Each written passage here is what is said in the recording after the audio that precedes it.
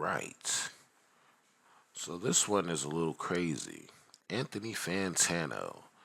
Now this guy usually reviews all kind of music. You've probably seen him before talking about your favorite artist's album. But as of lately, he's been under fire for some comments. So hip hop podcaster Anthony Fantano exposed for racist tweets. That's what it says right there. So let's see. Anthony Fantano faces backlash over surface racist clips, and his response isn't helping. Anthony Fantano, the self proclaimed internet busiest music nerd and host of Complex's hip hop podcast, is facing serious heat after old videos resurfaced showing him using racist and homophobic slurs, including the N word. But instead of issuing a full throated apology and taking accountability, Anthony is doing what many online celebs do when the internet turns against them. He's playing the victim. In a recent video, Fantano addressed the uproar by saying, "In case you haven't noticed, I'm getting torn apart on Twitter." Yeah, people noticed. The backlash erupted after DJ Academics reposted a particular disturbing clip in which Fantano appears to casually quote someone calling him the N word in a homophobic slur during the online feud. Hi, Complex. Music Anthony Fantano said in the F word in an 8-minute compilation. Why did you then instead choose to mention academics? So it's okay for him to say here and defame a black man as a child predator? You know, that's what they did to Emmett Till, right, Complex? Wow. So let's look at this.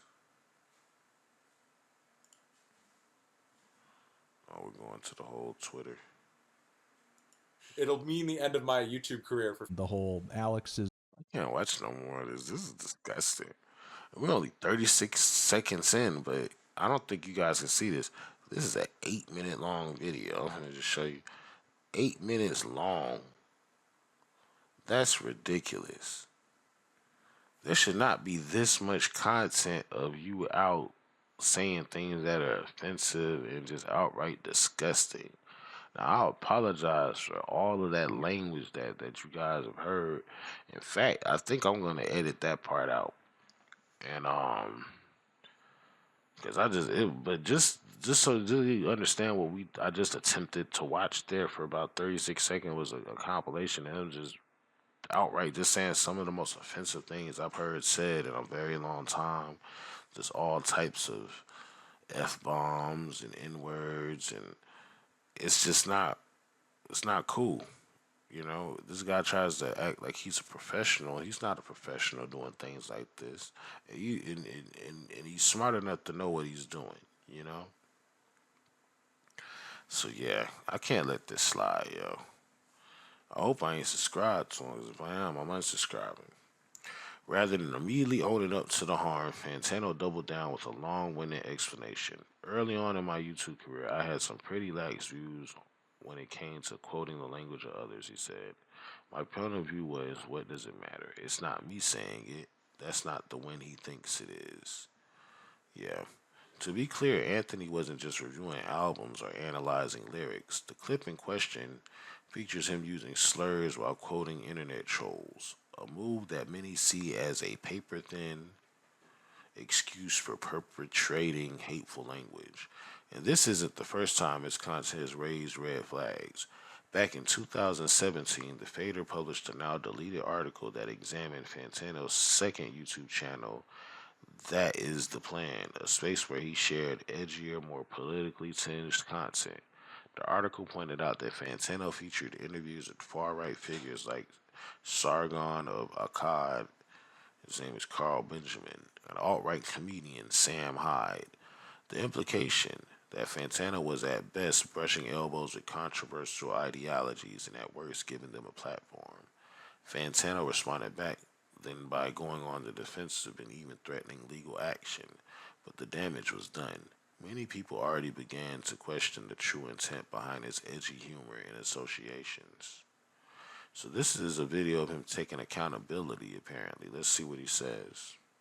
Hey everyone, Anthony Fantano here, internet's busiest music nerd, and in case you haven't noticed, I'm getting torn apart on Twitter, which is nothing new for me personally, but the discourse seems to have reached a fever pitch that's making a lot of people concerned and angry and even thinking I'm covertly a racist, bigoted person. Now, these are the same sorts of allegations that I have fought against and won before and have nothing to hide, and I know they're not true. I don't want to waste anyone's time, so let's just get straight into it. With Exhibit A, this clip right here, which has just been going absolutely viral, and here's my explanation for it. Early on in my YouTube career, I had some pretty lax views when it came to quoting the language of others, and my point of view was, what does it matter? It's not me saying it. I'm relaying a lyric or a sentiment or a point of view expressed by someone else. I'm even embarrassed to say that I don't think it was until like a few years ago that I actually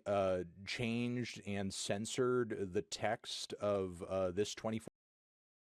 Now, if you really just had that sitting up there like that, that's wow. Like just without the censoring, that's crazy. 14 Death Grips review title. And as you can see in the comments of this video, there's even a lot of discourse and jokes flying around about me not saying the title. And at the time, this sort of thing left me feeling like this is more or less a moral gray area. I extended this attitude into other pieces of content I've made, like this one, where it is also clear I am quoting someone even in the tightly edited state this clip has been presented in. And the reason I'm doing so is to voice disagreement with calling people racial and homophobic slurs as a bit, which is what the original content creator I was quoting was doing. And he himself has since apologized for this whole era of his career, but I'm not getting deeper into the weeds than that because Are you gonna apologize to this era of your career? this video isn't about him. Because the fact of the matter is, I should have and could have just censored myself while pointing this behavior out. But unfortunately, my position left me feeling kind of nonchalant because it's not the words themselves, but the sentiment of them that's being expressed that's truly disgusting. If you tell me what's disgusting about that word, that's what I'm trying to understand. How can you feel any level of disgust? I think your feeling should really kind of end with shame, possibly. And of course, there's always going to be that. But for you to say that, you to tell us the form, the medicine tastes bad, is not something I find to be an accurate assertion. So this is where we definitely disagree at. And sure, while that is true on some level, explicitly quoting him was in bad form and just unnecessary. I would have still gotten my point across and done so without upsetting anybody had I taken that approach. And I feel this way now because of an important realization I only made after tons and tons of people were watching me, that I don't make content just for me, I do it for an audience. Now you know you don't make content just for you. You work for a whole company making content. You know he works for Complex. So you know that it's not just for you. So for you to say that it's just for you, that's an outrageous and untrue statement to make. Let's see what's said here. And I can't dictate what anyone watching may or may not find harmful or offensive. No more than with a review, I can dictate what music you do or don't like. So I would rather err on the side of caution and not hurt anyone by explicitly voicing language that doesn't exist in a vacuum, even if I am quoting it. And that's actually been my approach for a very long time now. I mean, this clip may be new to you, but it's actually almost 10 years old. If this was ever something I made a regular habit of doing, believe me, you'd be seeing more examples.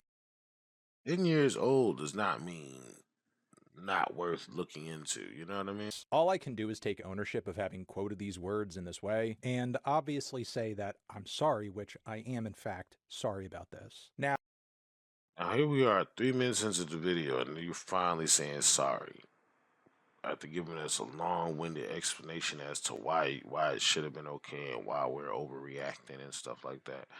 So fast forward to now, and the internet is not so quick to forgive. His current defense hinges on the idea that he was quoting others and that people are taking things out of context. While he does admit that he could have and should have censored himself, it feels more like a strategic move to quiet the noise rather than a sincere apology. It's giving, I'm sorry you were offended. Here's the thing, quoting a slur still spreads the slur. And for someone who built a brand on music commentary, especially in the hip hop space, which is deeply rooted in black culture, there's a certain responsibility that comes with that platform. Using black art for clicks while casually tossing around slurs is a bad look, period. I totally agree with that. Many fans, particularly black viewers and LGBTQ plus followers, are feeling betrayed. They're asking, how can someone claim to be a champion in hip hop culture while dismissing its community's pain as quoting someone else? Yeah, exactly. Pain. That's what I was saying. Like, you can't just run around and say nigga, man. Like, when you say nigga, it's gotta be like a tiny amount of pain in your voice when you say it. And you can only really achieve that when you come from the black race. So, that's something to think about there. Think about it. Anytime you hear somebody say it, there's always just a little bit of pain there. So many fans, particularly black viewers and LGBTQ, okay, yeah, we already wrote that. It's worth noting that Fantana hasn't been entirely canceled yet, but the internet has a long memory, and if he hopes to regain trust, he'll need more than legal threats and gaslighting explanations. A sincere apology with some real reflection and commitment to growth would go a long way. Until then, the jury's still out on whether Anthony Fantano is just misunderstood, or if this is who he's really been all along. So that's wild. That's very wild. Now I feel like this is one of those situations where no, you can't be just running around saying that and think you're not gonna offend somebody. You're most definitely gonna offend somebody. So shame, shame on him.